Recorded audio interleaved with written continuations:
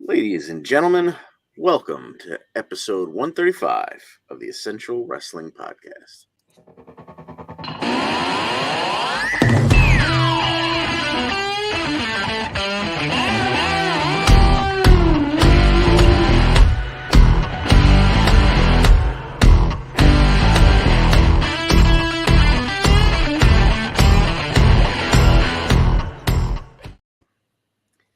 All right, ladies and gents, my name's John DeConti, and we're here to take you through the week that was and preview a big upcoming week of wrestling action.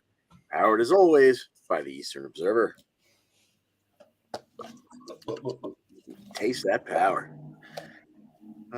We are, here to help me along is our UK and European expert, Gary Mehaffy. Gary, how are things this evening? Things are good. The weather's finally taken a turn for the better slightly over here this week, so everything's looking good and a good few days of watching wrestling. So very nice. Did you get that snow day last week? Unfortunately not. No. Rage. Yeah. I tried so hard. I moved it all around the car to make it look like it was a lot, but it didn't work. And also here to help us is our stateside NXT guru. And number 4, John Smith.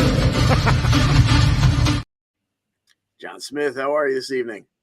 Good, man. Been watching Rumbles all week. Got another week of Rumbles to watch, and then I got it's the best time of year. Yeah. Completely agree. WrestleMania is WrestleMania, but I get more excited for the Rumble than just about anything. It's my favorite day of the wrestling year. All right. We're going to recap all the shows from last week for you, pick the matches that we know about for the upcoming week, and as always, our picks are sponsored by ProWrestlingPick'em.com. Play against your friends. Play against the universe. And ladies, or fellas, she'll like it too. And ladies, I'm single. All right, ladies. All right, where did we leave off last week on the AEW roll-ups? Don't get that wrong. It's a couple of lashes and some push-ups. Raw is in the lead. And let's go back to the three-way there. There we go. We'll see where we go from there. And let's jump right into NXT. That's certainly not the main event for this week because we got big things happening with the main roster. But let's kick it off by talking about last week's episode where Tony D took Stacks to the bridge, where Stacks thought he was going to get whacked. Instead, he got upgraded. He got promoted. Now he's an underboss.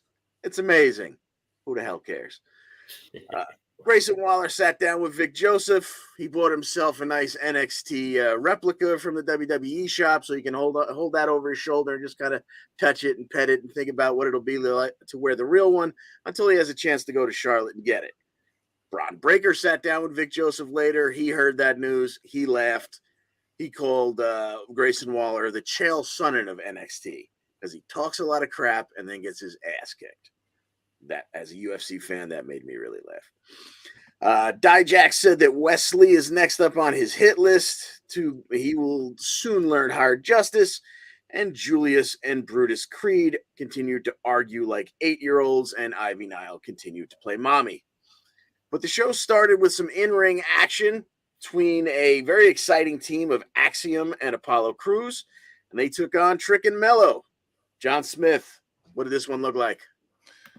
Well, the nice fast-paced match between these two teams. Not too many like double teams going on because they're not true tag teams here. So, but just a lot of nice fast-paced wrestling.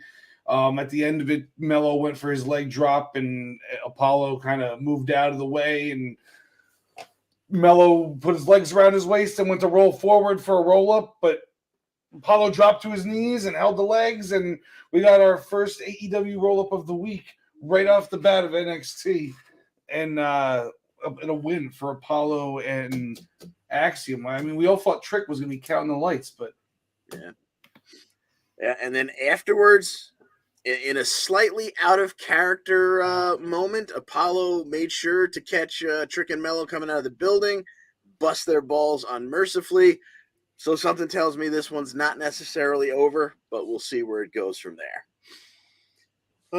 Let's see. What else did we have last week? Last week we had Big Body Javi welcoming Tyler Bate back to the States.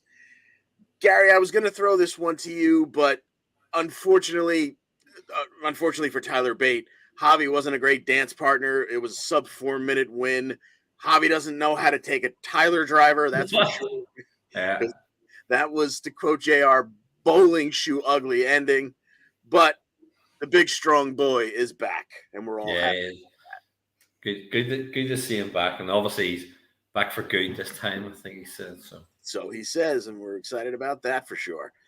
But here's something you can tell us all about, Gary. Gallus took on Briggs and Jensen in tag team action. How'd this one go down? Again, another good tag match. A lot of the story at the start, you had Gallus obviously beating him down, and Mark Coffey would go for a move, but Briggs would reverse it. Or then you had Jensen going for a suplex, but Coffey blocked it and would reverse it. But the big story of it would be that I keep saying to say Joe Coffey, pardon me. Mark Coffey got Brooks Jensen and dropped him onto the exposed concrete. Fallon Henley runs out to check on him to see if he's okay as Josh Briggs keeps fighting on. But then from the back outruns Kiana James just to check to see if he's doing okay. And as they help him up, and as they're kind of both bickering slightly over helping him and what's going on, Gallus get the upper hand, and they hit their power slam kick combo, which I can never remember the name of, and they get the win, and the Gallus boys are still on top. Indeed they are. And the ladies continued to argue a little bit backstage. Fallon Henley had some words for Jensen, said, she's just using you, blah, blah, blah. I don't know what she's using him for his mullet, perhaps. I don't know. But eventually later on, Fallon decided to apologize. She shouldn't have said those things about her. And to make it up to Jensen, she's going to team with Kiana this week. We don't know who they're taking on, but it's ladies' night on NXT because all the matches and all the segments that we know of in advance, about 5 of them, all involve the women's division. So we've got that to look forward to this evening. Let's see. Also, in the ladies' division, Thea Hale got her first NXT victory when she beat Valentina Flores, who was passed a set of brass knucks by Elektra Lopez and decided not to use them. She would then, Thea Hale, I don't know if she trained with him while he was down there, but I'm pretty sure there's no other way you can describe what she used as a finisher but LA Knight's blunt force trauma. She took her down with a cravat into a cutter, got the victory. So this week, Thea Hale will get a big award ceremony for her first victory from her fellow students and Andre Chase of Chase U. Speaking of Elektra Lopez, she approached Valentina afterwards. They asked her why she didn't accept him. Valentina says, "I don't cheat." And Elektra said, "You got to do everything you can, no matter what, to get victories around here." Well, Elektra gets a chance to put that plan in action this week when she takes on Wendy Chu. John Smith, who you got winning in this one? They've given Wendy Chu so many big victories lately that I was expecting her to get. But then Elektra, she's kind of getting built up as like a big heel, so this one's tough. I'm just gonna go with Wendy Chu because they've been giving her the world recently. All right, Gary, where do you weigh in on this one? We know who you want to win. Oh, no, who wants it? But who do you think will? I'd nearly even pick Jenny if she was in it. I mean, it's like I'm gonna go. No, I can't. Against my better judgment. While I agree, probably John's probably right. I just can't. I can't go for it. So I'm going to say Elektra Lopez. I just can't bring myself. Okay. Yeah, I think I'm going to agree with you, Gary. I think after Elektra talks smack to Valentina, if she's got to cheat to win, she's got to cheat to win to show her, like, see, I told you this is how it's done. So that's what I think is going to happen. But it's the women's division. Neither one of them are going for a title anytime soon. At least we don't think so at this moment. So anything that happens is not going to surprise us. And Valentina might stop her from cheating. There you go. That is absolutely a possibility. All right, where do we go next? So Stevie Turner again had one of her promos where she was streaming live, and this is her, I don't know, YouTube show, Twitter show, whatever she was doing. And anyway, she said if she had been in the Battle Royal, of course she would have won. Speaking of the Battle Royal, Toxic Attraction came out to the ring to brag about winning the Battle Royal. Lyra Valkyria came out to say that if Cora Jade hadn't cheated, she certainly would have won. Toxic Attraction doesn't care what she has to say. They just start beating the hell out of her. Roxanne makes the save. Later on, we get Roxanne and Lyra teaming to take on Toxic Attraction. They get the win when Roxy hits Pop Rocks on Gigi, and the show ends with the Toxic Attraction ladies bickering with one another. Staying in the women's division, Tiffany Stratton had some issues with Indy last week. Indy didn't like the fact that Tiffany had her own dressing room. She decided to commandeer it. So this week they're going to fight about it. Let's go back to you, Gary. Tiffany Stratton, Indy Hartwell this week. Who gets the victory? I actually in some ways find this one hard to choose, but I will say I think with Tiffany Stratton coming back and needing to get just a little bit of momentum behind her for just being back in, I'm going to say that Tiffany will win. Alrighty, John Smith, Tiffany and her two new best friends, or Indy Hartwell? Yeah. W. Yeah, I was going to say, I agree with Gary. It's pretty hard to choose which one is going to win this one. But yeah, I'm going with our new puppies to go over on this one. Yeah, I'm going to agree with both of you gents. I think, Tiff's just back. I keep wanting that big Indy Hartwell push, but I don't think it starts here. I think Tiffany Stratton will get it done. Last week, we saw Sol Ruka pull one out when she was facing Alba Fire in that match that was, payback or get back from weeks ago when Isla Dawn interfered and there was no match. Isla Dawn interfered this time just by showing her face. She was up on the riser. Alba Fire wasn't paying attention. She was looking at Isla, and she walked right into the Soul Snatcher, Soul's new finishing maneuver. She got the victory. Afterwards, Alba Fire flipped out backstage. Katana Chance and Caden Carter tried to calm her down. Alba wound up snapping at them and saying, you know what? Maybe I'll come for the tag titles. As it stands right now, she does not have a partner. She intends to go into this one all on her own. John Smith, does Alba Fire become the tag team champions? I highly doubt it. No, I'm going with the current champions to retain here. All right. It would be cool, though, if Isla Dawn came out as her partner and then they somehow won. I mean, are they going to do that to Casey and Caden? Maybe. Well, you see, that's the kind of thing that happens all the time in the WWE. Yeah. Somebody goes out there because their partner's injured or you got jumped backstage, didn't show up, and then just anyone shows up and grabs the tag rope in the corner, and suddenly they're their partner. So I had exactly that thought, John Smith, that maybe Isla pulls a Raven Tommy Dreamer thing and comes out and, blind tags herself in and they wind up winning. Well, let's hear from you, Gary. Who do you think walks away with the women's tag team titles? Yeah, I do. I think that there'll be the title change, and I think it will be whether Isla comes down and blows mist behind the referee's back into somebody's face or does something just to sort of almost to screw with Alba Fire because look at us now we're together type of thing. So I would say it's going to be the new Scottish tag team champions are going to take over. You mean British, right? Oh, never mind. They all look the same, damn it. Mexican. I'm going to go with you, Gary. I think it's a great storyline if we get new champs tonight. And if someone actually did, whether it's Isla or someone else, I can't imagine who else it would be. But someone joins Alba and we get new champs, that would be highly entertaining. And, the hell with the men's division. That's pretty much it for NXT. Moving on to SmackDown, where the Bloodline was heavily involved last week. Big surprise. It started out with Sammy they showed up in style. Everybody got out of the big SUVs.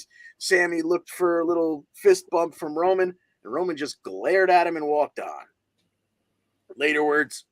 Afterwards, I should say, Roman was chatting with Heyman, who told him, maybe, we're fighting KO. Maybe we should keep him in the group for now. Let's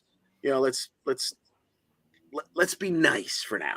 So Roman kind of apologized without apologizing, and we move along. No big deal. Kevin Owens is coming up, as we know. At the end of the show, we had the big contract signing, and KO put the tribal chief through a table, and the last person to come down and try and help out was Sammy, who was conspicuous by his absence. That played out later on, as we found out too. But most of SmackDown last week was about this little mini tournament for the SmackDown Tag Team Championships. On one side of the bracket, things kicked off with Drew McIntyre and Sheamus taking on the Viking Raiders. Gary, tell us all about this one.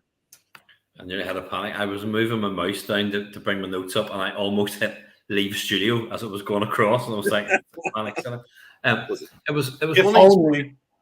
It's a great match, and I'd say it was four big boys just beating the tar out of each other.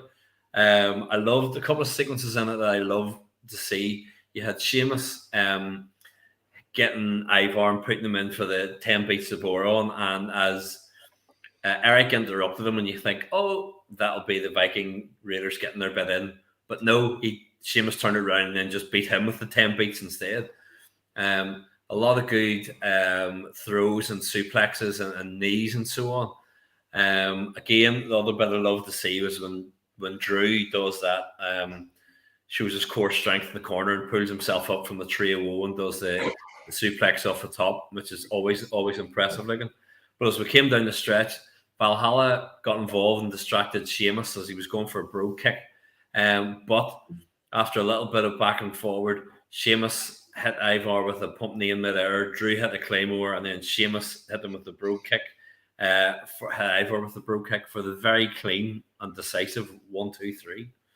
Yeah, now it's Drew McIntyre and Sheamus. You can never be surprised when they go over anyone, but I did not see it in this match. I didn't think we would see them go completely clean over the Viking Raiders. Not that they don't deserve to do so, but I thought you would try and keep the Viking Raiders strong somehow here. Also on that side of the bracket, we had Hit Row taking out Los Lotharios with a cha-ching, an AEW roll-up on Humberto. That brings us to this week, where we will have Drew McIntyre and Sheamus taking on Hit Row in round 2 of the tournament. John Smith, who comes out of this one and heads on to the finals. I feel like we're headed for a Bang Bros versus Usos match again. So I guess I'm just going to go with the Bang Bros. All righty, that makes total sense. I don't think we really need to ask, but Gary, please tell us who you think won. Yeah, I'm going to go the same. I do think there's some that further on down the line. I think that's the match we'll get, and then I think something will come out of that to head towards Mania. But I do think that we'll have Drew and Sheamus going over again. Alrighty.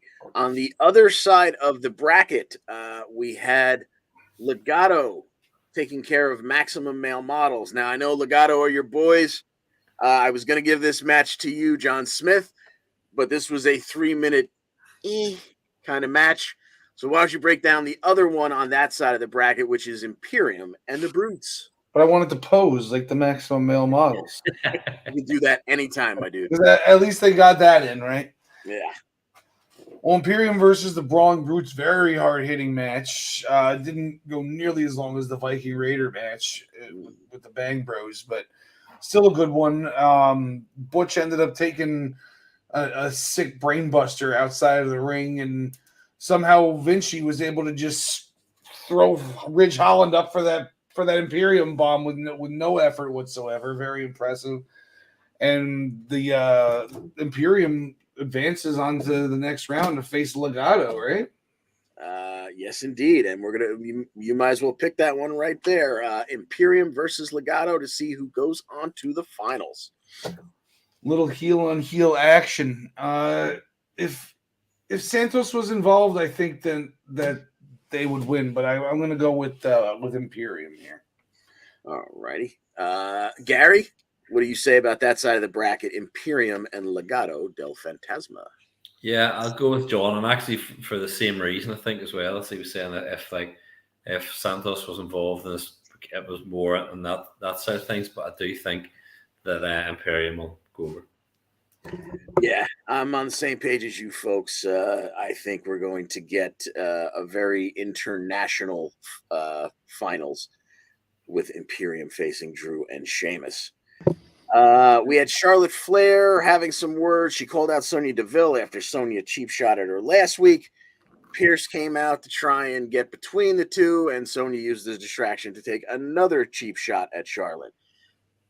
We haven't heard Sonya declare for the Rumble. Charlotte obviously doesn't need to go in it. Do we get these two at the Rumble? As of right now, it is not booked, so we won't pick it, but kind of looks like it's headed that way. Not entirely sure. Lastly, coming up this week, we had Karrion Kross, as well as 4 or 5 other people, tell us with 100% certainty that they are going to win the Rumble. And of course, 90% of them are going to wind up being wrong. But on his way to the Rumble, Karrion Kross this week is going to take out Rey Mysterio, according to him. Gary Mehaffy, what say you? Rey Mysterio versus Karrion Kross this week on SmackDown. I would assume Karrion Kross, and then you can always sort of reheat Ray if they're heading towards he and Dom at WrestleMania. So I'm going to say Karrion Kross. All righty. John Smith, Ray, Karrion Kross. What do you say?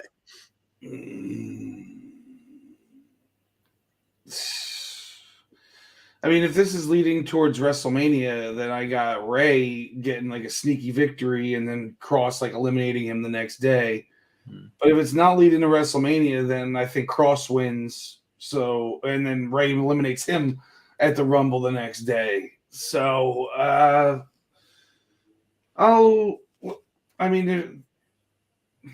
with Kross because they probably will do the Dom and Ray thing for WrestleMania, or they should, because Dom is like so over right now. Yeah, John Smith, I 100% agree with the second scenario you laid out there. Kross gets the victory here, maybe even beats on Ray a little bit extra, and then Ray surprisingly takes him out of the Rumble, kind of out of maybe being behind his, drop kicks him to the back, kind of like a Maven and Taker, kind of, knocks him out when he's not paying attention, and oh my God, Ray took out the big man. So yeah, I'm going with Karrion Kross on that one. Lastly, on SmackDown, Lacey Evans. Have you heard she's a Marine? She's coming back for Operation Camel Clutch. I'm assuming we will see her at the Rumble because now, how does she apply the camel clutch? we are yet to see it. I could go for a nice toes right now. Depending on the positioning, that could be the greatest camel clutch of all time. Moving on to last night on Raw, where we celebrated 30 years of Monday Night Raw, even though the anniversary was 2.5 weeks ago. We started off the show with Hulk Hogan and Jimmy Hart coming out. Hulk Hogan's mic didn't work, and he never sounded better, brother. We had a really good greatest moments of Raw video package. Then we had the Bloodline, who, as we were discussing backstage, were supposed to be coming out with multiple generations of the Bloodline for a big acknowledgement ceremony. Apparently, some of the Bloodline could not make it, could not jump on a plane and get there for health reasons or otherwise. So they switched on the fly and put on a fantastic segment that was the trial of Sami Zayn. Sammy was found not guilty, although Paul Heyman really leaned into all the evidence that he had against him. But Jey Uso, of all people, came to Sammy's defense. Sammy was found not guilty for now, and he got to finish out the evening where he played a role in the tag title match. And then Roman said, I don't want to see him again till the Rumble. Basically, get him out of my face. Roman, all of a sudden, out of nowhere, has no patience for Sammy. But speaking of that tag title match, it was the Usos defending against the Judgment Day. Jimmy would get a boo-boo and have to be taken out. Adam Pearce said, if he, you can't work. Not only do you lose the match, you lose the titles. I don't know that we've ever necessarily heard that, but because we had just had Dom tag in for Finn Balor playing the whole Freebird game, we got Sammy Uso tagging in for Jimmy Uso to finish this match, and he assisted Jay in the 1D, and they got the 1-2-3 on Dom. The Usos retain the Raw tag titles. That was the first match of the evening, and the last match of the evening was equally exciting and also had a belt on the line. It was the United States title. John Smith, tell us how this one went down. Well, Theory came out on a mission. He looked really good at the beginning, and they ended up going and grabbing a steel chair because it was a no DQ, and he hit Bobby in the back with it, set it up in the corner, only to have it be his efforts be thwarted, and he goes through the chair on his own when trying to smash Bobby into the corner. The real story of this match, though, after these guys went at it for about 10 minutes, was I online the other day yesterday afternoon, I said Brock comes out, costs Bobby the match, Theory wins, Brock versus Bobby at Mania, and then like 5 hours later, I posted underneath it, that aged perfectly. Because that's exactly what happened. Brock Lesnar comes out, F5 on Bobby Lashley, who had just done an offensive maneuver, but for some reason was able to just be yanked up onto Brock's shoulders and F5'd. And then Theory gets scooped up, F5'd on top of him for the 1-2-3. And Brock just leaves. Doesn't continue a beat down, nothing. My work is done here. All right. Gary, you were just talking to me in the private chat. Apparently, there was plenty of nostalgia last night. We had The Godfather, JBL, Farouk was there. The APA door frame was there. We had Poker. We had Alundra Blaze and her trash can title, DDP, Ted DiBiase, IRS, Kurt Angle, DX, Kurt Angle trying to become a member of DX. And Gary, apparently it paid off, huh? Yeah, I've just seen the ratings there. They're saying it's the best ratings in almost 3 years. It was 2.34 million, and they did a 0.7, 18 to 49. But the first hour was actually 2.64 million and 0.8 in 18 to 49. It says it literally, apparently the demo beat everything. Like all the Bachelor, all the shows that are actually top, they beat everything for that first hour ad free. So. Yeah, well, at a 2.3 for the whole show, that's better than your average weekly SmackDown. So yeah, and they're actually saying even it was a big drop. I was reading there was a big drop to the third hour, but it was still 2.02 million for the third hour. Like it was way up higher than most of the hours were. So everything really seems to have hit a home run. Yeah. You know what? I bust WWE's balls, especially Monday Night Raw. Well, especially NXT, but secondarily Monday Night Raw. And I can tell you that for the first time in, it might be the 3 years that you were talking about with the ratings there, I didn't feel like the show dragged at all. Like usually I find myself saying like, oh, Jesus Christ, what time is it? How far are we into the show? And I'm expecting to look down at the little clock in the bottom corner of my computer as I'm taking my notes and see like 10 after 10, and it's like 8:32. And then I'm really angry for the next 2.5 hours. Last night, I didn't look at the clock until right around 10 o'clock. That's how like smooth and enjoyable the show was. So credit where credit's due. There was some goofiness, but it was a celebration. It was a throwback. It was the 30th anniversary. You expect a little goofiness, and I think they did a great job of it.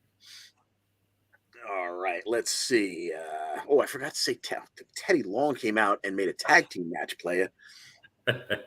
And that tag team match wound up being Seth Rollins and the Street Profits, which again was an odd pairing, but again, it didn't really matter in the storyline because Rollins is a heel, Street Profits are faces. They beat Imperium with Rollins hitting the stomp on Vinci.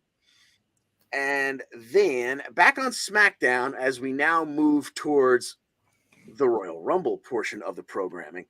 Back on SmackDown, we had LA Knight make quick work of a guy named Ren Jones. Afterwards, Bray Wyatt welcomed us to the Firefly Funhouse on the Tron again. We heard, the voice of Uncle Howdy in the background saying, "I told you so." He's gone back to evil, blah, blah, blah.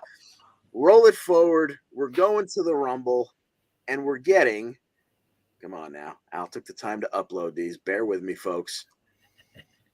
Boom. The Mountain Dew Pitch Black match. John Smith, LA Knight, Bray Wyatt, Pitch Black. No idea what the hell that's going to mean, but who do you see winning? I definitely Bray. I just don't know why this is even happening. It's so weird. Yeah. It just doesn't make sense to me. I mean, I'm letting Bray Wyatt tell his story because he's probably been writing this for the past 5 years. But why has it got Mountain Dew attached to it? It really turns me off to the whole thing. Exactly. Literally the first time I heard it, I heard Pitch Black or whatever, and in my brain I processed it as lights out or blah blah blah, and then they ran it again, and I went, "What is that symbol down in the corner?" The graphic was small, and I'm like, "Is that the goddamn Mountain Dew symbol? Are you kidding me?" Gary, the soda is purple. The soda is purple. The soda is purple. Well, what the hell are they doing? The ring's going to be bathed in purple light. It makes perfect sense now. Yeah, there was a rumor that there's going to be neon lights and stuff and all involved in it. I read last week somewhere.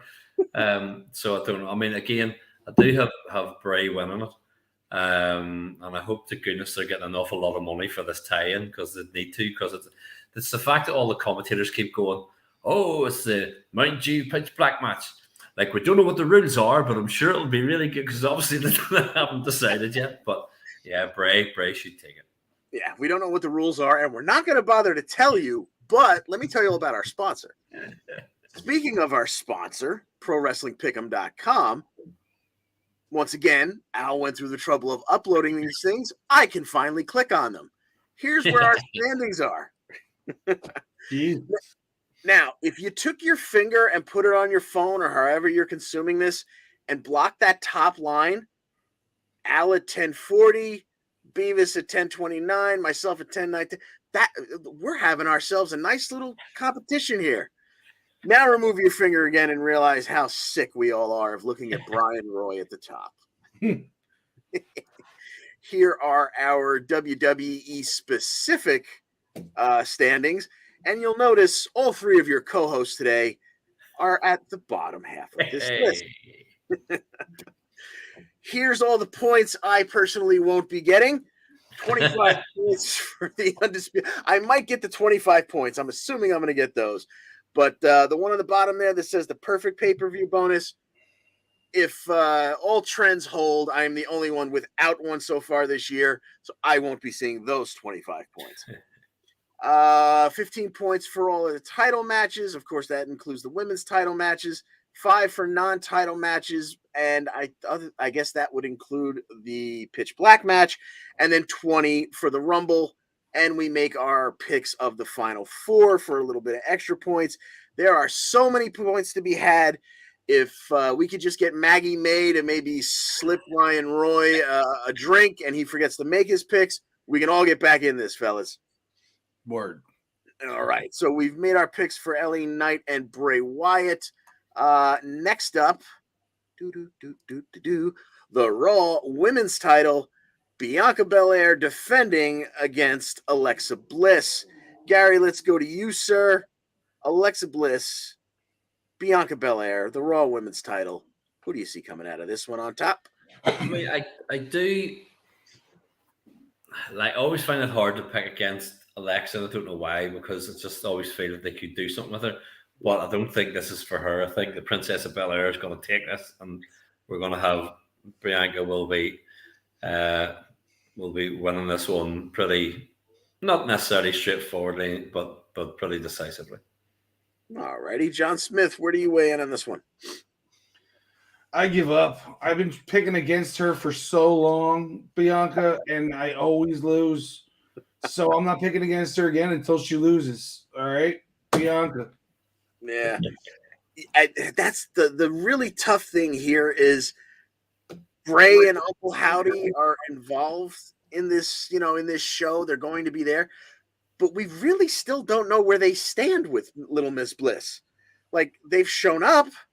They've, random guys wearing Uncle Howdy masks have freaked her out, but then they kind of helped her when they showed up when she was fighting Bianca into the fans and kind of got her out of trouble so that she could turn the tables on Bianca. But we still don't know if eventually they're going to be there to help her or hurt her. And just like John Smith, I've picked against Bianca for, if this title reign has been 8 months long, probably for 6 months straight. And it just hasn't worked out. So let's go with our forever champion and say Bianca will get it done here. And if I miss out on these points because I finally picked her and the title change happens, I'm going to break a computer whatever computer I'm watching. Okay, so last night on Raw, we never got apparently what was it? I think the trial, the opening segment went too long. So rather than cut out, I don't know, something stupid like Bianca in a non-title match against a person for the Raw, she's the Raw champion, and this person's not even on the Raw roster. Now, don't cut that. We've got to see Bianca slap her own ass in the corner. Let's cut out the match that we took the extra time to hang a goddamn cage for. We got no cage match between Becky and Bayley.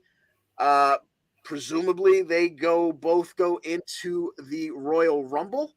So next up, we are going to pick the Women's Rumble. But once again, because we're all friends here with Karl, the guru of numbers, especially when it comes to the Rumble, let's take a look at some of them.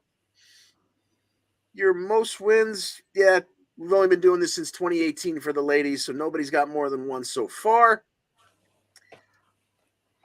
Your final four finishes. Charlotte, who probably will not be in it because she's already holding a title, and so is Bianca, will probably not be adding to those numbers. Shayna and Natalya, perhaps. Let's see. Most appearances. Carmella, who we haven't seen in forever. Dana, who we haven't seen forever.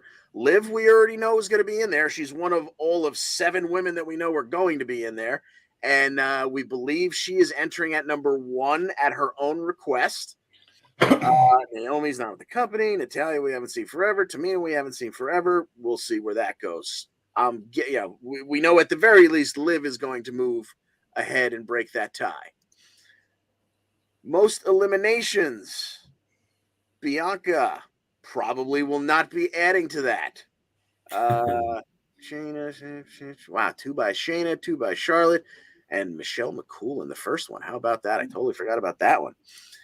Your all-time total eliminations, Charlotte, again, in all likelihood, not adding to that. Neither will Bianca, so Shayna has a chance to jump on top of this graphic by the end of next week. And Nia Jax will, in all likelihood, not be adding to her total. And the longest duration, we got Bianca at 57 minutes. This one's a toss-up every year. Who in God's name knows what will happen there? But ladies and gentlemen, we're now going to pick the Women's Royal Rumble. John Smith, who do you see winning this one? And if you've thought far enough ahead, give me your final 4 or at least a couple of them. Who do you got winning? Okay, so this one, I kind of feel like I feel like Bayley should win it, but like in kayfabe world, I feel like she should win it, but I think that Rhea Ripley should be the one that takes this thing down. So You know what? I'm gonna say Bailey and Becky just eliminate each other somehow, and I'm gonna go with Rhea Ripley here. As far as the final four, it's tough, man. I'm gonna go with Io. Okay. I'm gonna go with um, come back to me on the other two. All righty. Gary, how do you see this one working out? Who's your winner? And if you've given any thought to a couple of your final fours or perhaps all four of them.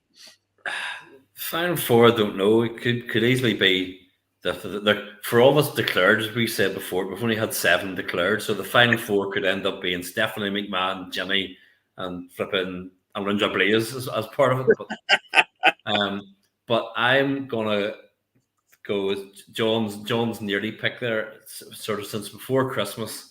I've had my 2 Rumble winners in my head that I thought where they were going to go, and Rhea Ripley was where I thought they were going to go, and so I'm not going to change that. I'm going to stick with it and think that that's the direction we'll head. All righty. Yeah, I'm okay. So yeah, just as we've been joking around, there's only 7 women who have been announced for the Royal Rumble so far. Liv has said she wants, because she loves chaos. She wants to enter at 1 and go through the whole chaos of the whole thing. So I think she will. I think she'll be there towards the end, to be fair about it, and kind of make it look like she's going to do it. Yeah. No, she's not. Exactly. So yes, I'm gonna have her in my final four. So you got Liv, you got Rhea, you got Candice LeRae, Raquel Rodriguez, Shayna Baszler, Zelina Vega, and Emma. Literally, that's the only people. Other than maybe Maxine Dupree when everyone was telling Liv how silly she was to enter at number 1, there've been no other mentions of the Royal Rumble on the women's side of the roster. I cannot remember a year where we've had so little build for who's actually going to be in it. Raquel too. Yeah, that was one of the ones. Oh, did you say that? Sorry. Yes, sir. And in fact, she's going to be. This is picking with my heart, not my head. As it stands right now, I'm going to say Raquel Rodriguez wins this thing because I want it to be so. Rhea, I think, will definitely be there at the end. In fact, I think it would be awesome if it came down to those two battling it out for a good 5 minutes after everybody else is eliminated. I'm going to have Liv in there, and then God only knows. I mean, I'd love to see Io there too, like John Smith said. But yeah, I haven't thought that far ahead to have all 4 of my final 4.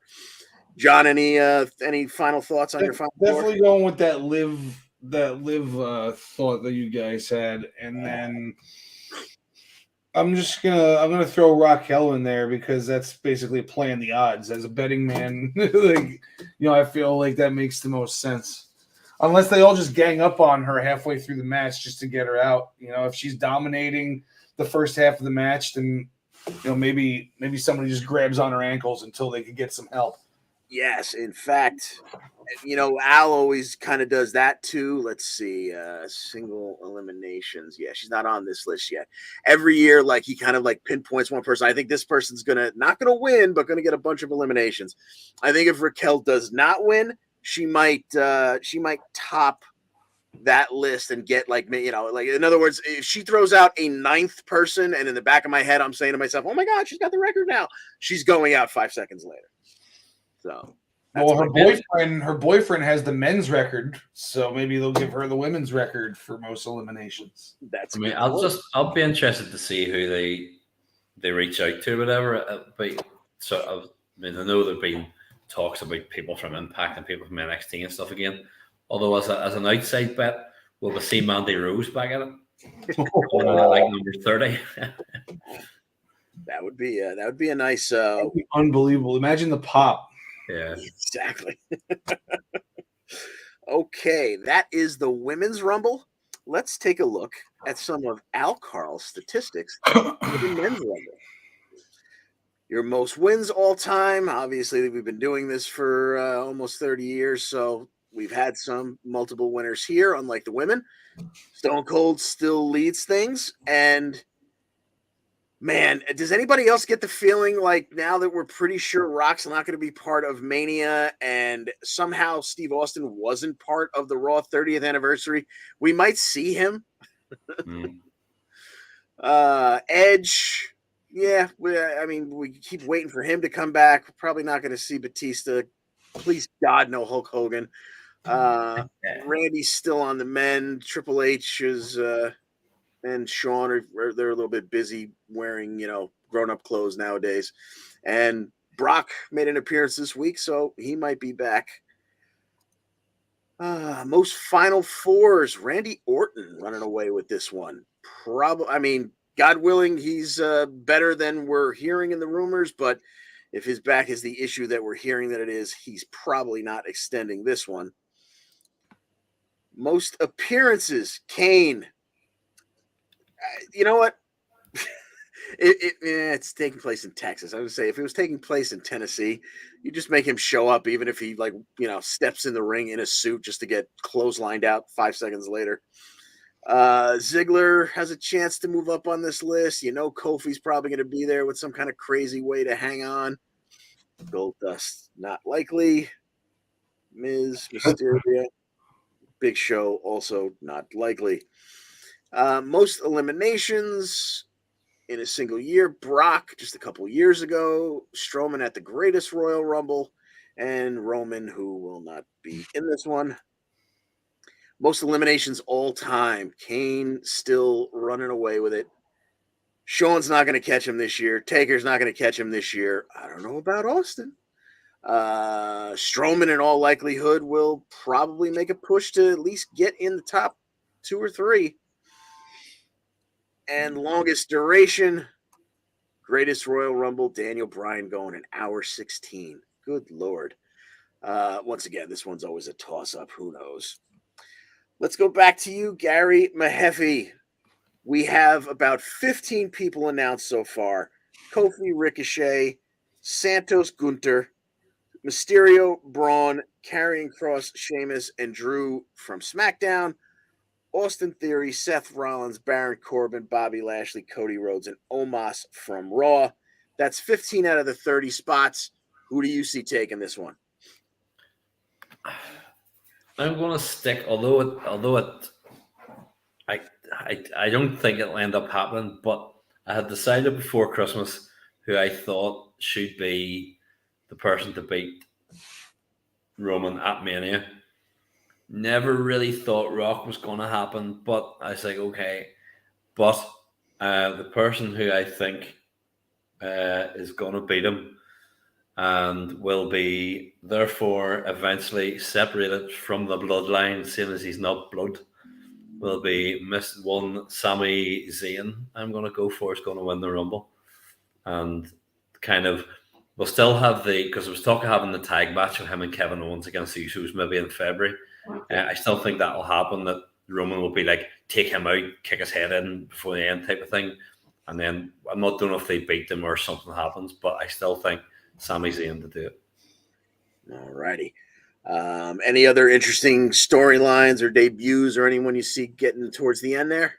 I think Solo might end up in towards the end, as sort of in the last 4, so that if with Roman having said I don't want to see Sami until Saturday and all that sort of stuff, he kind of is like making sure you need to do the right thing. So Solo will almost be in there as the enforcer for the bloodline, saying do the right thing, big boy, over the top. Yeah. And then something happens and Sami kind of dumps him over the top to a big pop, either to win it or to get into the last couple. So, alrighty. John Smith, who do you got winning the Rumble, and who do you see there being around in the end? Cody. Oh man. No, I think that they're building up the Cody thing because he's not going to win. It's like Rhodes to whatever. Like he's not going to win it. I think he's going to be in the Final 4 though. Yeah. See, the way I've been talking for the past almost year now is Roman's hitting 1,000 days. That's not until May. Right. So of all these guys, like I've got these names written down. I got Randy Orton, Cody, Omos, Edge, Gunther, Braun, Drew, Karrion Kross, Solo. Like none of them are like. It doesn't make sense to just have them win just to lose and have Roman go over for a third one in a row. The whole storyline with Sami, it makes so much sense to have him win. but then also lose. I think he'll lose at WrestleMania. But then we'll get a nice 3-month storyline of build up of Sammy, and then the Usos might end up turning on Roman and accompanying Sammy to the ring at WrestleMania, and then then you got Solo with Roman versus Sammy and the Usos, and then the Usos end up they were on the bloodline side all along, and they screw Sammy over at WrestleMania or something. I think that's the story they should tell, and I'm gonna go with Sammy here also. But too many people are on Sammy now, and it's almost like whenever so many people are on somebody, except for that one year that all of a sudden Randy Orton out of nowhere was the favorite to win because I guess something leaked. Then it's usually not the case, but. I feel like everybody's on Cody kind of, so I'm gonna go with Sammy here, and then, so yeah, I like the Sammy, Cody, Solo, and let's give a final 4 to Gunther, I guess. Okay, I can definitely see that happening. As for me, I mean, yeah, we've kind of like John said, we've kind of known that the plan all along was Cody comes back, wins, and then, in all likelihood, and once again, unless they find a smart way to split these goddamn titles up, Cody's supposed to, if he came back and doesn't become world champion at some point, I think he might jump out of a building. He came back. I'll be there with a camera. So I'm gonna hedge I love the idea of Sammy winning it, especially with him kind of being on the outs. So I'm gonna have him in my final 4 because I'm not convinced that we're not going to get down to the final 4 and Rollins is going to take Cody out just so they can go right back to their feud. And then there's going to be somebody else, I definitely I want to pick the final 6 because I want Gunther to be in there at the end, and I want there's a whole bunch of people, and then it's always going to wind up being something like last year was Dom. There's always going to be someone you didn't see coming, whether it's because they're undersized or just you weren't thinking about them. So it's going to wind up being someone goofy like Von Wagner. Anyway, I'm going to go the safe route and go with the plan that's almost a year old. I'm going to say Cody, but I may change my mind 6 times between now and when I actually click on it to make the pick. That takes us to the last remaining match, the main event, Kevin Owens, Roman Reigns, for the undisputed 16 other different words Universal Championship. Let's go back to Gary Mehaffy. Who do you have walking out with all the gold? I mean, I've got Roman winning, but I do have to be saying I am really looking forward to this. I think they've done a brilliant job of getting everybody behind Kevin, even though deep down their heart they all think, you're not going to win probably, but but they've done a really good job, especially the last couple of shows, putting them over strong. I know they on the one Raw that they had gone over strong, and on SmackDown they obviously had them through the table and stuff. So they really are doing it. But as I say, I think Roman will continue on until Mania at least. Yeah. John Smith, what say you? Clearly, I think that Roman's keeping the title. Does KO win by DQ or count out? Probably not. It'll probably just be some sort of interference in some way. So I'm going to go with Roman. Yeah, that's the problem about how dominant Roman's title reign has been. We always leave it to the last, just like WWE leaves it to the last because it's the main event. It's really not in question. But like Gary said, I give them credit for making me be interested in this match because there's really no reason to think that Kevin Owens gets it done. But I'm still excited for this match. Does Sammy turn? Does something happen? Something crazy? Yeah. Roman's going to leave with both of the titles, but I'm still interested in the match. So kudos to you, WWE, for building it in such a way that is the case. All right, that's going to do it for our coverage of the Royal Rumble. Gary, thank you so much for staying up later than even Oh, usual problem. with us. We appreciate you as always. That's not a problem. It's good to be here. And I'm looking forward to this weekend. And with it being on a Saturday, I'll actually be able to see it, I think. Because when it's Sunday night and I'm up for school the next day, it kind of never works. So hopefully I'll see it. But have a good rest of the show, and I shall talk to you soon. Yes, and just before you go, let me put your name back up there, which it hasn't been for probably a half hour because I'm very bad at my job. All right, enjoy the Rumble and the beginning to the road to WrestleMania. We'll see you next time, guy. Yeah. All right, I can take those down. Go to this one and take off the Rumble. What is up next? It would be Impact. Impact. Everything seems like a letdown after we've just talked Royal Rumble, doesn't it? Yeah, that's the truth. So last week we knew going in, and unfortunately for some reason last week Impact wasn't real good at updating their website. So really the only thing they had going into last week's show was that Mickie James was going to start the show by coming out and telling us how wonderful she is for winning a title. So I was forced to do something I hate to do and go look for spoilers just to see what matches were coming up. And as it turns out, we had that 6-person tag, Mickie, Jordan teaming together after they just faced each other, and Kazarian against Tasha, Savannah, and Bully Ray. Bully Ray walked away from it all. There we are. Mickie James won it coming off the top buckle with a Meteora on Tasha. And afterwards, Masha came out and delivered the death warrant to Mickie. That was how the show started. How it ended was without any ropes. It was a pit fight. It was Ballbag and Kenny King. And John Smith is going to tell us all about it. Very, very innovative match, I would say. The ropes were gone. Turnbuckles were gone. It was just the 4 posts. And, I don't know why they put a covering on the ring. But it's also no DQ, no count out. It was knockout or submission only. No pin either. So we start off, it looks kind of like an MMA fight, a pro wrestling style MMA fight. And then it spills to the outside, and then we get like a throw into the steps or into the wall or whatever. And then it's like, okay, now they're going to put some no DQ aspects to this. And, we got a steel chair involved. Kenny King brought it in and, wasn't able to use it. But then later on had I think a figure 4 on Speedball who was able to reach for that chair and threw it right into Kenny King's face. Few arm bars put on by Speedball, but one of them was super locked in.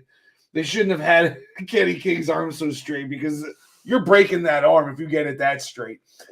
Kenny King, got in his fair share of stuff, but this was all about like Speedball, doing his thing. At one point, he climbed up just like onto the post and used, the turnbuckle ring where the turnbuckles, kind of hook into to stand on, and 1 foot on the post, and did a flip off the top onto King. We got, once we got back in the ring, he was beaten down in mount position on Kenny King for a while, but Kenny, wasn't getting knocked out. Then we get that steel chair again, and he puts it up against his face, and he does like a shuffling sidestep, boom, side kick right into the chair, and Kenny King's knocked out. And then he steps back, and he's about to do the kick again, and the ref jumps in the way and calls it I guess a TKO or a KO. I don't know what the official verdict on it was, but it was very well done considering we know that pro wrestling is an MMA, right? And they still had a lot of good MMA aspects to it while keeping it pro wrestling at the same time. I think it was booked really well. Absolutely, yeah. They just nobody pays attention to Impact, but they do such a good job more often than not. They step on their own dicks every once in a while too, because Impact going to Impact. But this one was very entertaining. Word. And we had we had Deonna Purrazzo making relatively short work of a young lady named Ashley D'Amboise. Then backstage, Trey was talking to Ashley and kind of, giving her some pointers and kind of low-key insulting her for not winning and blah, blah, blah. Well, old man Mike Jackson came over and said, Trey doesn't know anything about respect and he wants to show him some respect. Now, of course, once again, because I read spoilers last week to try and figure out what matches were going to happen, we already picked this match last week. Not that anything was going to change in the last week to make us change our mind. It's a 73-year-old man versus the X Division champion. I'm sure they will make it very entertaining, but we're finally going to get that match this week. We accidentally picked it last week. Isn't that the Young Bucks' dad? Yeah, he's the old buck, exactly. Is he really their dad, though? No. They call him Action Mike Jackson, but yeah, he's and they love to tell us every time that, here's footage of him from 40 years ago on Nitro, in a match where they made or 30 plus years ago, where they made a point of pointing out at that time that this man, God love him, he's 40 plus years old and he's making his debut here on WCW Monday Nitro. And here he is 30 plus years later, still wrestling in Impact.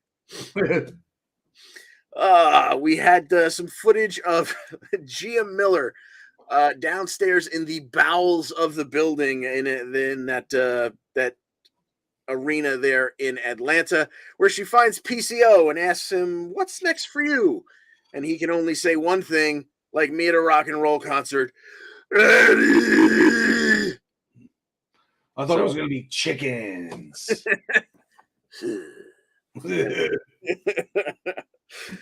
Killer Kelly choked out Taylor Wilde in the Killer Clutch. Tommy Dreamer sat down with Dave LaGreca, who apparently does the radio show with him and Bully Ray, and said, basically the crap that you guys got going on here is spilling over to the show. What can we do to have this, just put an end to this? And Dreamer said, nothing.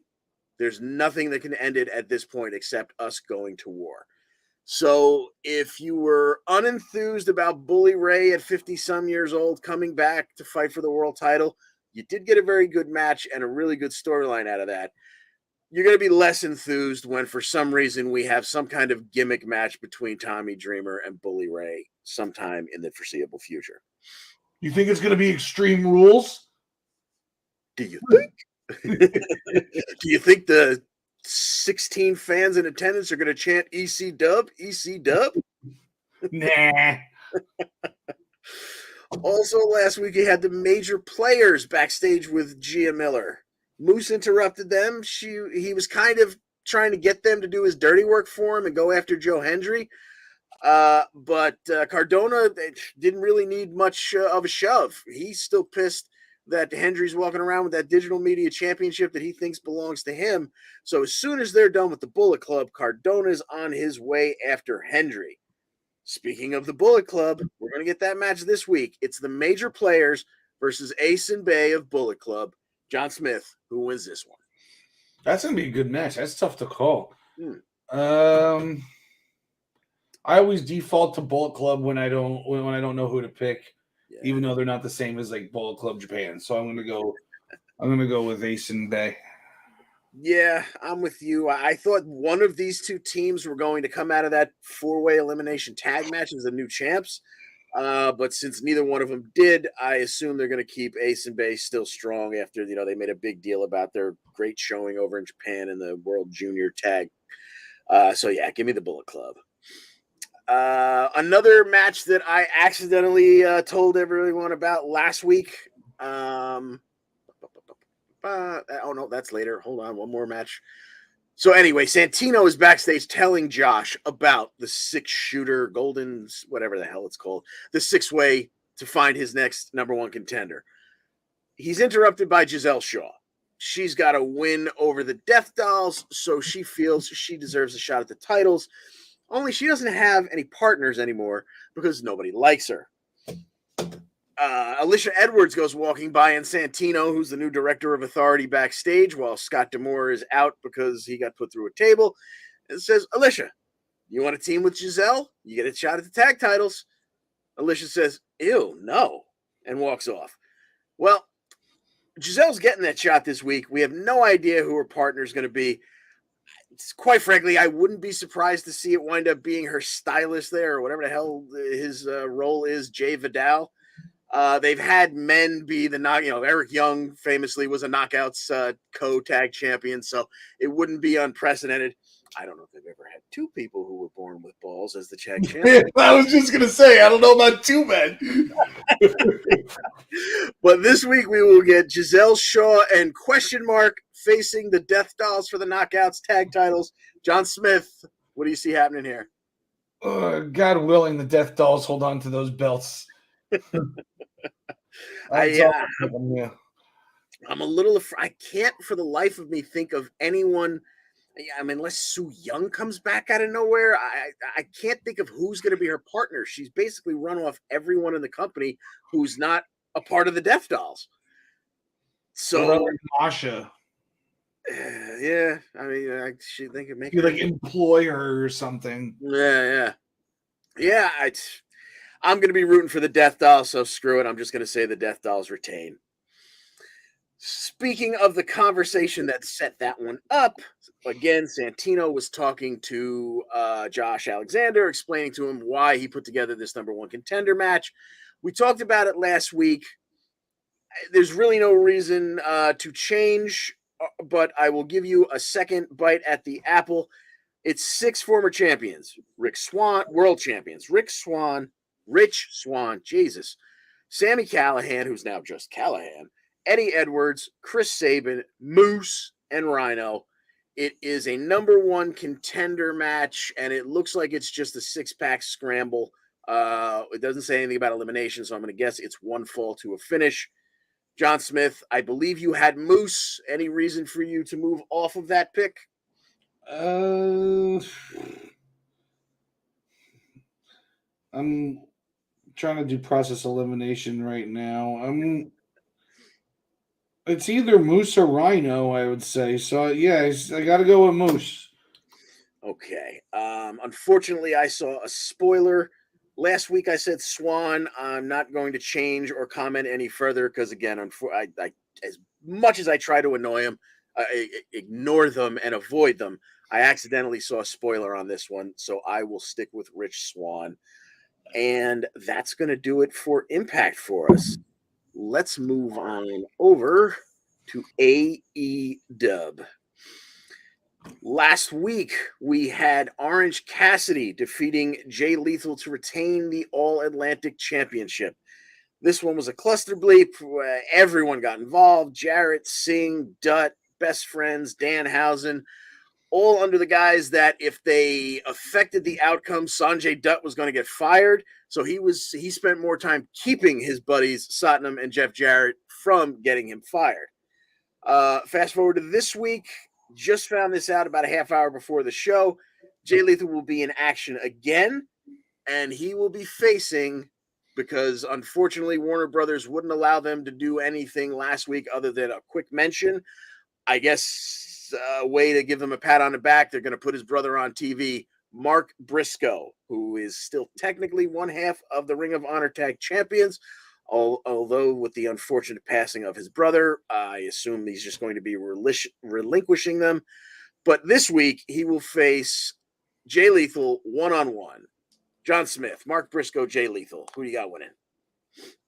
I think this is the biggest guarantee of all time that Mark Briscoe wins this match. I would bet my house and your house on it. Yeah, I don't think I discussed it here on this show. I think maybe I was talking to our friend Brian Roy about this offline. I would not be surprised to see Mark Briscoe make a run, like maybe be either next up for Claudio or somebody else beats Claudio, and then Mark Briscoe steps in and he's the next one to get a title shot. Not only win it, but bring him. You'll remember perhaps when Jay was the world champion of Ring of Honor, he had his own special kind of like smoking skull, just for him belt. I would not be surprised to see Mark holding that belt in the air within the next 6 months or so. On Dynamite as well, that was the first match for the All Atlantic Championship. The second match, which boy did we both get wrong, Top Flight took one over the Bucks with Cha-Ching, an AEW roll-up when the Bucks missed a BTE trigger and slammed their knees together, and Darius used a modified roll-up on Matt to get a victory. I guess the Bucks don't care about 2-on-2s because they're the 3-on-3 champs. Good for them. On Rampage, we saw Jungle Boy defeat Ethan Page in a match that had a cute little ending where Stokely Hathaway got involved. That brought out Hook, who had been Jungle Boy's partner previously. Jungle Jack went for a sunset roll-up, but Ethan Page reached outside the rope and grabbed Matt Hardy's ponytail to keep himself from being taken over in the sunset roll-up.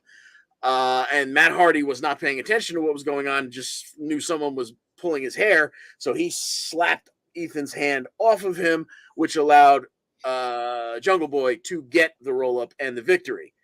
Afterwards, Ethan Page, who is kind of torturing Matt, he owns his contract, blah, blah, blah, said, "You cost me this match, so you owe me one. So we're going to tag up, and we're going to face those two jabronis. And those two jabronis are Jungle Boy and Hook. So this week we get that match. And it's on Dynamite. Ethan Page and Matt Hardy versus Jungle Hook. John Smith, who takes this one? I'm gonna go with Jungle Hook here. I say Matt Hardy counts the lights on this one. Yeah, I'd say that the smart money is on exactly that scenario. I will have to agree.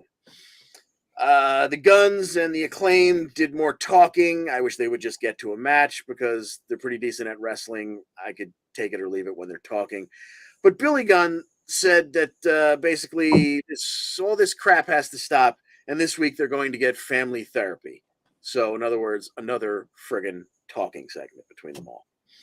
Hangman Adam Page was backstage with Renee, and Renee told him that her husband John Moxley both despises and cherishes Hangman for being such a good opponent. Hangman was touched by those words and says he's got some fences to mend along the way as he moves on. No idea what that means. I thought everything was fine between him and the Dark Order. I guess we'll see where that goes. Ortiz was in the ring with Shivani to say that Eddie Kingston has lost his mind and almost hit a woman with a chair last week. Kingston came down. Ortiz called him a fake tough guy and a coward. So Eddie Kingston hit him with a chair. Moving on. Jade Cargill went to 49-1 in tag action when she and Layla Gray beat the Vanity Twins, Jada and Jordan. The commentators couldn't tell them apart, so I don't know which one of them took the jaded, but that's how it ended. Saraya was pissed at Hikaru Shida for the stupid maneuver of throwing her kendo stick into the ring last week. Tony Storm said, it's not really Shida's fault. The issue is these homegrown AEW women who've existed in this bubble and just don't know what it's like out there in the big bad world like us. Tony said that she will show Willow why us outsiders like herself and Saraya are the best and ordered Shida to stay backstage. Tony Storm was taking on Willow Nightingale, and 2 minutes into the match, Shida did come from backstage with her kendo stick. She didn't get involved in any way. Tony Storm wound up winning with a roll-up. Afterwards, Tony and Saraya attacked Willow. Ruby Soho made the save, and somehow that gets us to this week's triple threat match between Tony Storm, Ruby Soho, and Britt Baker? John Smith, who do you got winning this one?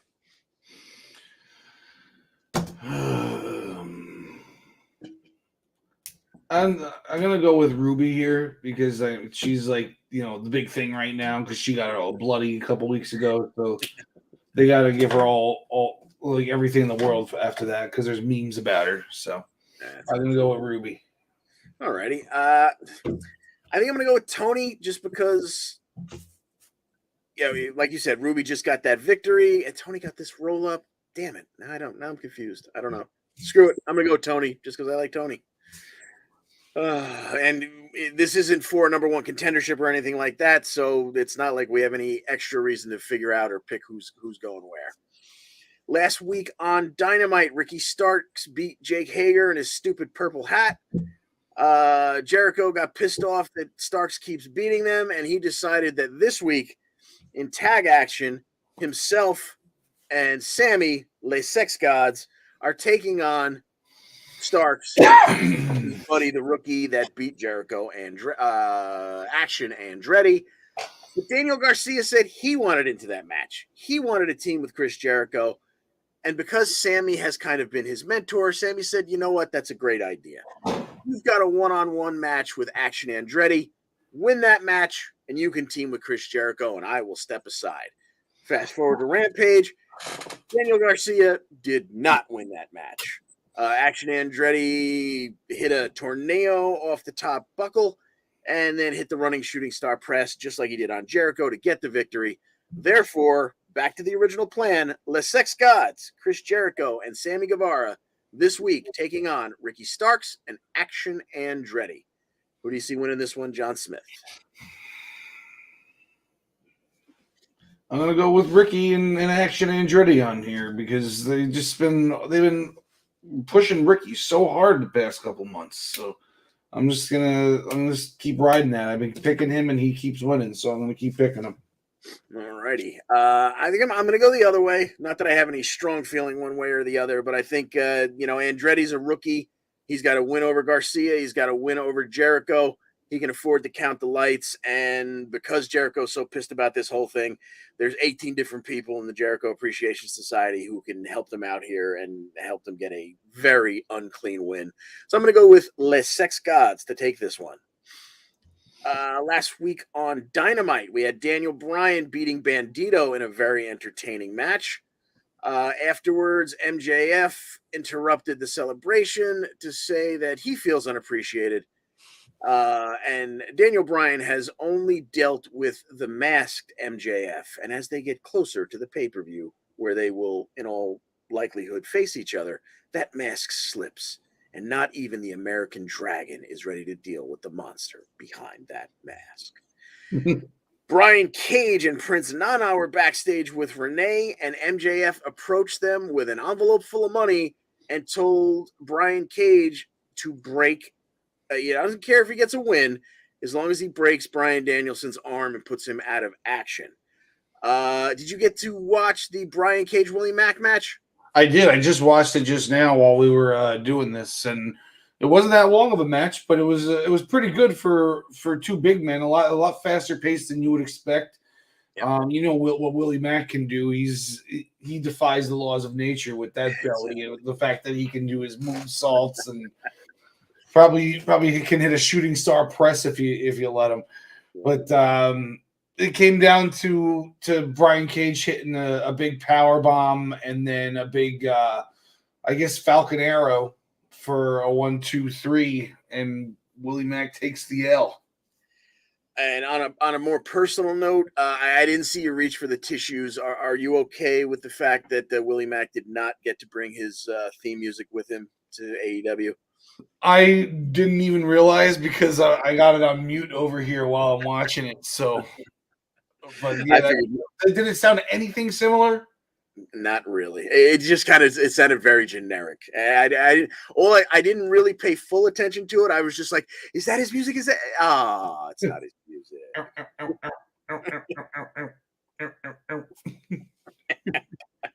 And I knew you would be distraught to find that out. So that's kind of why I gave you that match to watch. Okay, so that match will lead us to this week when Brian Cage, that victor of that match, takes on Bryan Danielson one-on-one on Dynamite. John Smith, who comes out of this one, the Machine, or Tiny Bryan Danielson? I mean, it's got to be Danielson because he's the better wrestler. But what is this belt that Brian Cage is holding right now that I see on my TV? It is the 6-man Ring of Honor belt. Oh, they have so many freaking belts. Exactly. Like that list of the AEW roster, that could also be the list of AEW championship belts. Yeah. Well, it could be the list of all companies' championship belts because, like New Japan, when somebody comes over who's got a belt in another company, they're just like, yeah, come on, bring it on our television. It doesn't matter. Yep. Yeah, I'm going to agree with you that Danielson gets it done, but I pray he gets it done with a submission because that's the only way I can believe Danielson could beat Brian Cage. Brian Cage outweighs him by almost 100 pounds. Yep. And most of that 100 pounds is pure muscle and athleticism somehow. All right. Did you make it to Darby and Kushida? I only saw like bits and pieces of that because I was talking a lot while I had that on my thing here. But what I did notice was a lot of reversals by Kushida and a lot of submission attempts by him, and Darby tossing his body around like he's immortal, which is pretty standard for a Darby Allin match. But then he ends up crossing Kushida's legs for a figure 4 type move, but then falls forward into a pin. I think that's one of his moves, right?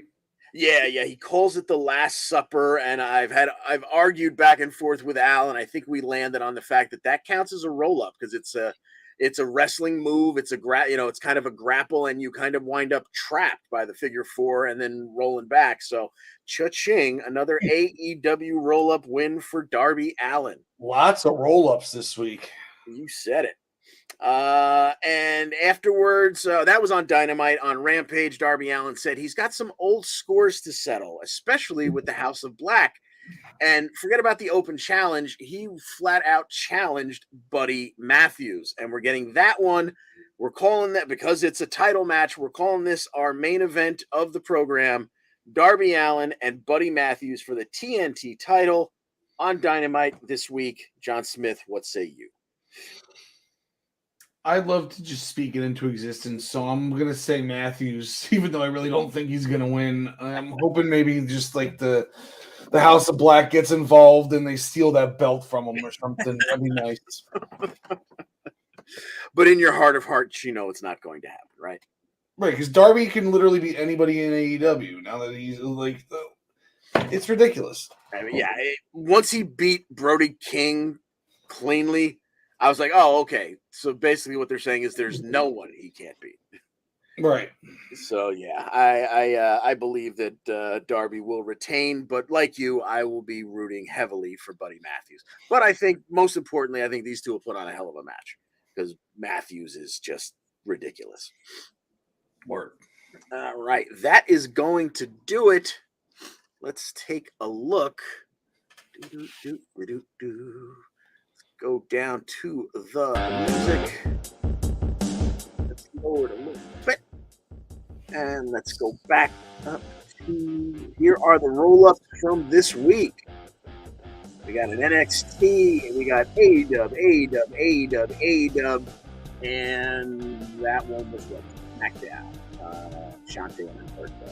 Wow, AEW 4 in 1 week. They did not like the fact that Raw came out of the gate hot and was pushing to get their title back, so AEW went right back on top. All right. All right, let's go back and pay the bills. John Smith, you going to take this one this week? The Primetime Rundown is back in its usual day and time as Joey Jarzica, Ian Schreier, and Mike Zabo return to Friday nights at 7 p.m. Eastern Time with everything you need to know in the sports world. Do you have an interest in becoming a sports reporter? Would you want to be asking high-profile coaches and players questions in person? Are you a college student looking to break into the sports media industry and looking to write about your favorite team? The Eastern Observer is looking for interested candidates to join the family for college credit. Look no further. Aspiring writers, social media specialists, content creators, etc. can inquire by emailing eosports3@gmail.com. We're looking forward to having you join the Eastern Observer family. The Black Cats NYC are the official band of the Eastern Observer. Check out their latest album, Free Cake, on any of these music providers. YouTube, Spotify, SoundCloud, Deezer, anywhere where you can get music, you can get the Black Cats NYC's album, Free Cake. Out now. Play loud. As always, the EWP is sponsored by Pro Wrestling Pick'em, the internet leader in sports entertainment pick'em pools. Join us in the EWP public pool to play against us or create a private pool with you and your friends. ProWrestlingPick'em.com. Play against your friends. Play against the universe. And guys, she'll like it too. Join us back here next week for episode number 135. No, we're not going to be here next week for episode 135. Am I right? Well, this was 135. Yeah, it looks like we're going to be taking a little bit of a break. Our creator and fearless leader, Karl, has some ideas on how to streamline the show a little bit. So we're going to give him a little time to finish fleshing that out. And we're going to do a reboot somewhere down the line. But in all likelihood, God willing, we will be back before Mania. So this weekend kicks off the road to WrestleMania. We'll be back in time to talk about Mania with you. We're just not sure when. It could be a couple weeks. It could be a month plus. But keep your eyeballs in this area. However you are listening or watching us now, keep an eye out. We will be back at some point. Make sure you like and subscribe. Yes, because, of course, it's all about the algorithm. John Smith, did we miss anything this week? No, man. I'm psyched for the Rumble. It's very interesting this year. You don't really know what's going to happen in either one. All we know is Roman's beating KO. So, I'm psyched, and I'm just going to be watching Rumbles all week to get myself even more psyched. There you go. Yes, it is. As I said at the top of the show, WrestleMania is wonderful, but every year I get excited the most for the Royal Rumble. That's gonna do. You want to lay out how you see the Super Bowl going down, since we probably won't be back in time for that. Oh yeah, sure. My first thought was Eagles versus Chiefs, so it's probably going to be the opposite because that's usually how things work for me. The reason why is because Brock Purdy, great story, but he's still a rookie, so I think Jalen Hurts wins that one, and.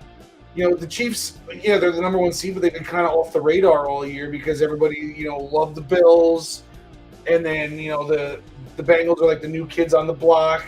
And, the Chiefs kind of been getting overlooked this year. So I'm going to say that the Chiefs beat the Eagles in the Super Bowl. Okay. I'm going to go a little different. I got San Francisco continuing this role that they're on. Although the Eagles, we weren't sure what the Eagles were going to look like last week, and then they put a whooping on the Giants, so I think that's going to be a real good game. But Mahomes a little gimpy, and Joe Burrow just seems to have ice water in his veins. I got the Bengals not only making it through the Super Bowl, I have the Bengals winning their first Lombardi trophy. Wow. Yeah. And if I do anywhere near as well as I do on my wrestling picks, that's not going to come close to happening. So, well, one of us kind of has to be right a little bit, Yeah. Either both of us are half right, or one of us is all right. There you go. All right, that's going to do it for us, folks. As we always do, as we leave you, did these pictures get moved around? No, they haven't changed in months. So I should probably find it exactly where I always find it.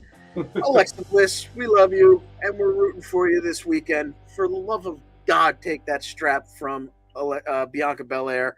Please. And in the meanwhile, Larry Steve is always in our hearts. Thanks for joining us, folks.